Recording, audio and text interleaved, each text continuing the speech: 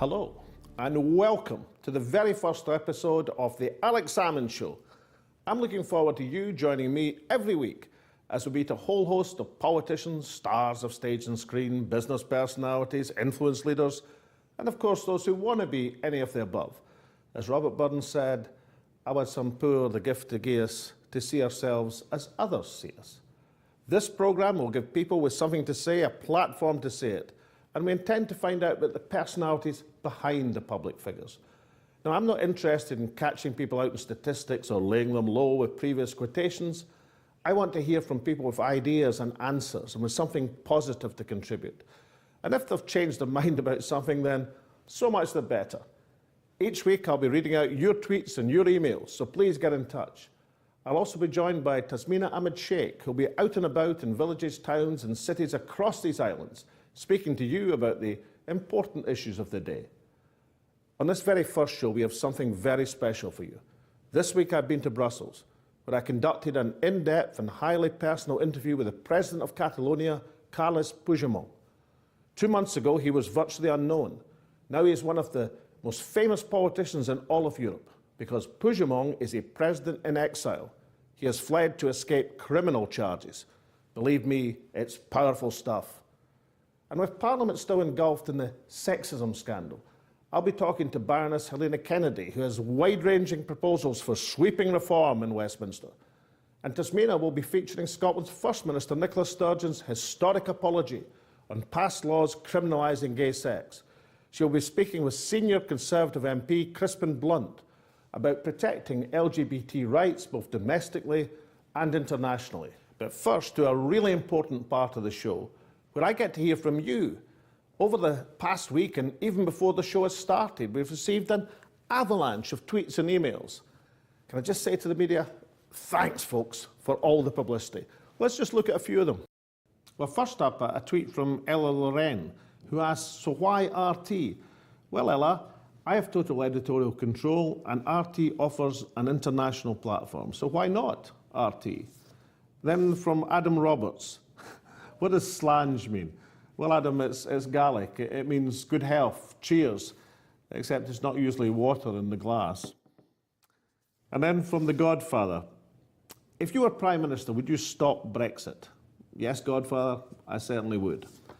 An email from Neil from Miami.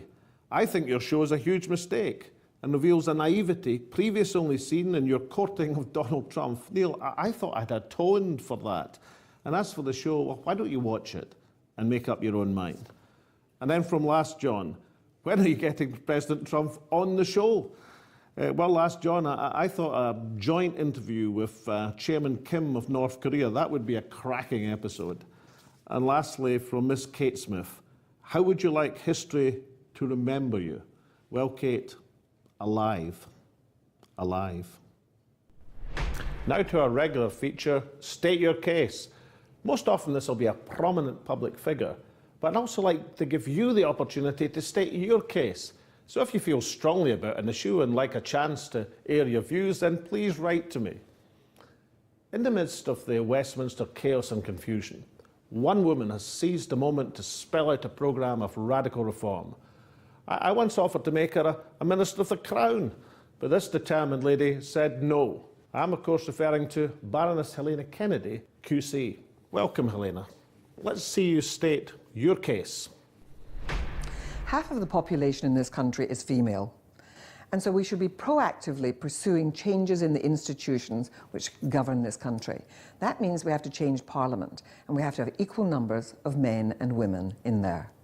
All parties should be required to have all women shortlists as seats become available, and we should start this between now and the next election to kickstart this change.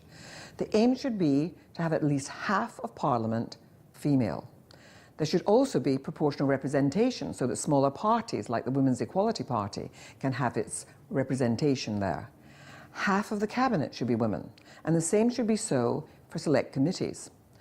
Whips should lose their jobs if they're guilty of bullying, and there should be no revolving door for people leaving office, going straight into the private sector and making money out of their connections with the ministry they were in. We should also be pursuing votes for 16-year-olds. They know what equality looks like, and they would make sure it happened. And that's my case. Let's clear up this business about how you turned me down. I know I did. Well, why? I know, but I had been offered another job. And it was a job where I really felt I couldn't let people down. I'd agreed to take on a college at Oxford. Not another just Oxbridge College. College. No, but it was a special place because a very high percentage of the young people who go there are from state schools. In fact, we've got it up to 90% now. And so it was really about wanting to sort of work with this college on its special role that it plays in Oxford. In that case, given that noble cause, it was a noble forgive you. cause. But yeah. let's turn to your case. Well, listen, we've just had this big problem about, women saying that the whole culture of Parliament is just so male, and that women in it just feel that they're marginalised, or they feel that they're harassed, or they're not taken seriously. And they really do feel that this is the place that can set the tone for the whole of the nation. And we're committed to the idea of equality, and we talk about it and talk it up a storm, but actually we don't deliver it. And you have to do that by changing the institutions at the centre of our universe. So we have to reform Parliament. And Parliament is the place where policy is made, it's where law is made, and if you want to change the lives of men and women and sort of renegotiate how that has been, then you have to start with Parliament. But by doing something like having a gender balance on a select committee, is that actually going to change how men behave out with that select committee? I think it does, because what happens is it changes the discourse, it changes the nature of the debate, because you've got as many women as men talking about the subject. And it's this business which I feel rather unhappy about, which is, we make a minister of women, and she's supposed to kind of deal with all the women's issues that cover the whole of the terrain, from defence through to foreign affairs, through to domestic policy, through a whole range of things. So you give it to one of the girls, rather than having women and women's issues and women's perspectives right at the heart of policy making and lawmaking. Votes at 16. I mean, obviously something I introduced when I was First Minister. And you were right, and I applauded it. When you go out speaking to kids at school, I mean, they must look at politics askance almost now. And do you think this involvement was going to assist the process of people seeing politics as an honourable profession? I think that if young people don't get into the habit of doing it when they're young, and when they're still at school and they're learning about politics and they're learning about why voting matters, if you don't catch that soon after that, then basically people don't get round to doing it. Finally, Helena, do you think your case has a chance of being realised? Every one of these scandals in itself, everybody thinks, is this the tipping point? Is it all going to change now? And I'm afraid I'm now old enough to be able to say that it doesn't work that way. But every one of them is a step forward. And I think that it's all in the right direction, but this boulder needs pushing up the hill a bit faster. And so I'd like us to make the institutional changes. I've been checking the House of Lords requirements and rules, and I find that although I'm not able to give you the whiskey to put in this, I can present you with one of our quakes. Oh, how lovely. How lovely. I love the Scottish quake. That's wonderful. Thank you. That's great. Helena Kennedy, thank you so much for stating your case. Lovely seeing you. Last week, the First Minister of Scotland, Nicola Sturgeon, issued a landmark public apology and pardon to all men who have suffered injustice under laws criminalising gay sex. With Scotland now paving the way for reform on this major human rights issue, Tasmina Ahmed-Sheikh looks at a nation's journey to a more equal society. In recent years, Scotland has taken the lead in protecting rights for people who identify as LGBT. In 2014, it became the 17th country in the world to legalise same-sex marriage. And the Marriage and Civil Partnership Scotland Bill is passed. Both in 2015 and 16, Scotland was internationally recognised as the best country in Europe for LGBT equality and human rights. A private member's bill put forward by former SNP MP John Nicholson in the UK Parliament sought to pardon men convicted of historical same-sex sexual offences. Unfortunately, it was effectively talked out, filibustered. Emotions ran high and calls of shame were thrown at the minister. That a pardon for the living takes place only after due process has taken place to Last week, Scotland again took the lead and apologised for these injustices. So today, as First Minister, I categorically, unequivocally and wholeheartedly apologise for those laws and for the hurt and the harm that they caused to so many. I spoke to Member of Parliament Crispin Blunt. It is an important statement about our attitude today to things that were perceived as crimes by society then, and that we now fully understand that they should never have been crimes in the first place. There's a gay couple sitting in the gallery who were visibly relieved. There was clearly it had had such an impact on their lives. Do you think these visuals may hopefully have a positive impact on people's views on how to deal with equality around these areas? Well, they should do. And of course, what every gay person has in common is the coming out experience, is then understanding who they are. And I didn't come out until I was 50, and indeed as a minister in the government. And I know how much that freedom and the ability to be true to myself means to me, and that's the same, I think, for every gay person, is the ability to be able to be at peace with yourself and able to be yourself is huge. And there is a lesson in the British experience where we've gone from full criminalisation enforced by the police with over 1,000 men in prison in the 1950s for consensual same-sex relationships to a position today where society is apologising, where we have same-sex marriage on the statute books, where we're taking the trouble to pardon everyone who was convicted of these offences in the past. And we need to be pointing out to our friends in Russia that they represent, in terms of Russian parliamentarians, just as many gay people as I do, in terms of the proportion of their population, and they have rights to be protected. There was recently in Parliament a debate on global rights in relation to the LGBT communities. Given what had happened, particularly in Egypt and in Chechnya and elsewhere, it was appropriate to have a debate to remind people of exactly what is going on in the rest of the world. And it's utterly outrageous to discriminate against someone on the basis of a characteristic they don't choose. It's the same as racism. If you discriminate against someone because of the colour of their skin, that's now accepted globally as completely unacceptable. Well, the same goes for sexuality. Tasmina, I remember 2014 when the Scots Parliament passed equal marriage legislation. What a proud moment that was. But listening to Crispin Blunt, he's saying there's more to be done, both domestically and internationally. I mean, there's no doubt that the campaign for equality has to continue and has to continue at the rate and pace of change that people want. And I think what we've seen Crispin saying is that Parliament has an important role to play, obviously all parliaments across the United Kingdom, in ensuring that legislation keeps up to date with people's demands, rightful demands for change. Thank you, Tasmina. Coming up after the break, something very special. An interview with Catalonia's Carles Puigdemont, an elected president currently in exile. It's personal, it's in-depth, and it's also democratic dynamite. Welcome back. Catalan President Carles Puigdemont is currently in exile in Belgium. Following his parliament's recent unilateral declaration of independence, he is accused of rebellion, sedition and embezzlement, criminal charges which could lead to him being imprisoned for up to 30 years. Today on this show, he turns the tables on his accusers and sets dramatic challenges for Spain, for Europe, and for the Secretary-General of the United Nations. Speaking confidently in English, his fourth language, this is what he has to say. President Puigdemont, in the space of a few weeks, you'll become one of the most famous politicians on the planet. But I want to start with explaining the man, the personality behind the public face. So, where did you grow up in Catalonia? When did you come to believe that Catalonia should be an independent country? Well, I was born during the Franco's dictatorship, till 12 or 13 years old. So my first school was during this era, when, for example, my language, Catalan, was prohibited.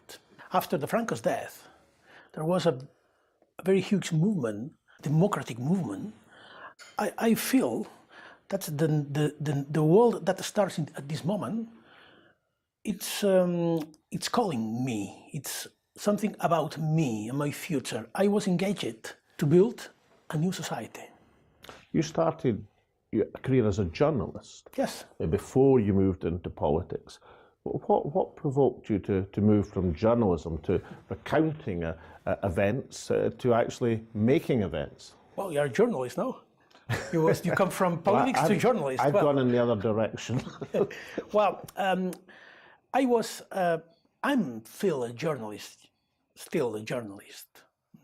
In fact, I'm a member of the College of Journalists of Catalonia.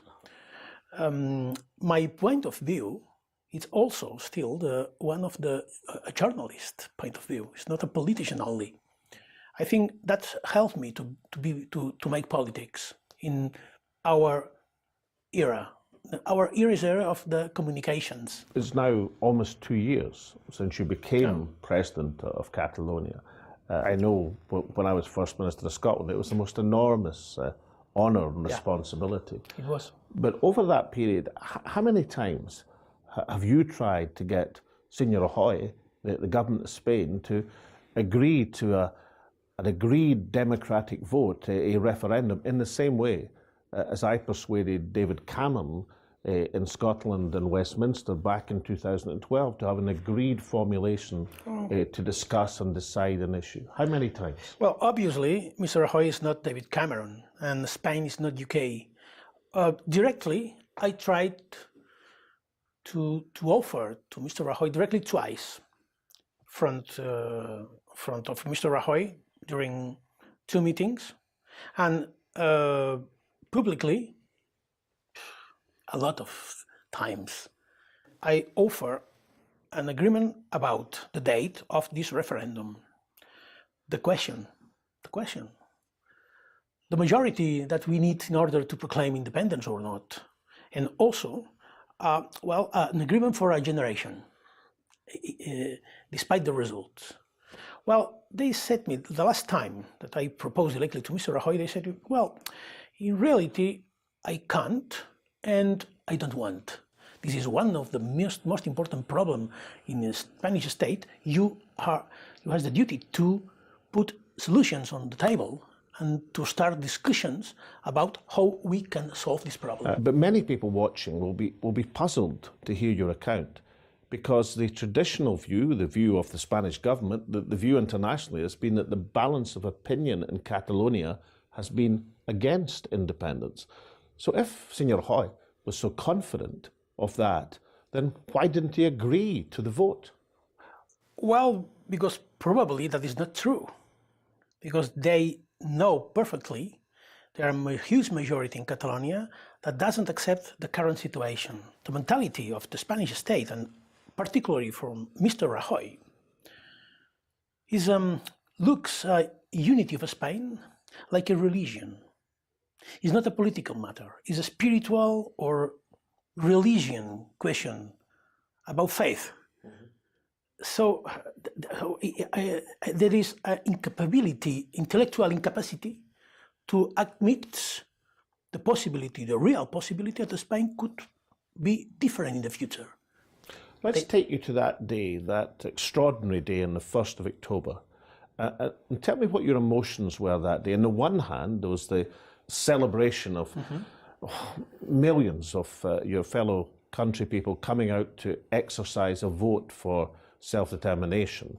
On the other hand, there was the violence that we all saw on our television screens from the state police. So what were the conflicting emotions that you felt as President of Catalonia on that famous day? Well, there was a day of the victory of Catalonia against the repression, the persecution of the Spanish state. On the other hand, of course, there was a day of the extremely violence. I couldn't imagine the reaction like that from the democratic state in European Union. For me, it was unimaginable. It was not possible in my mind. We are prepared to confront some judicial decisions in order to discuss in the Constitutional Court about our decisions, but not the use of violence, because the people was very peaceful.